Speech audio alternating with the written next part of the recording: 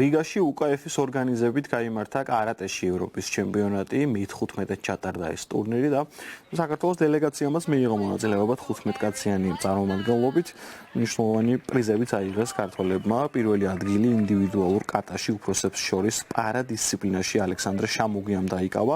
ვერცხლის მედლები აიღეს ჭაბუკა მახარაძემ ინდივიდუალურ კომიტეტში და დავით გულოიანმა 20 წლამდელებს შორის.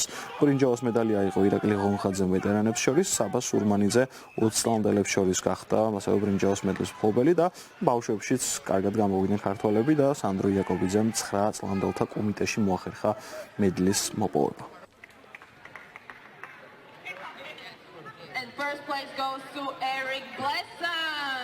UKF არის მსოფლიოს ერთიანი კარატეს ფედერაცია, ერთობლივი კარატეს ფედერაცია და ყოველწლიურად ატარებს ევროპის ჩემპიონატს.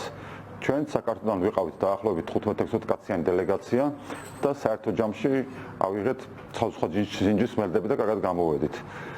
მე პირადად გამოვედი ინდივიდუალურ კატასა და კომიტეტში, კატა არის ტექნიკური კომპლექსი და კომიტეტი არის ორთაბრძოლა ინდივიდუალურში და ორთაბრძოლაში რამოდენიმე წელი გავიარე, დავამარცხე სლოვაკი, ლატვიელი, ჩეხი სპორტსმენი და ფინლანდში სამწუხაროდ რამოდენიმე ქულით ფრანგთან დავამარცხე და ავიღე ვერცხლის მედალი.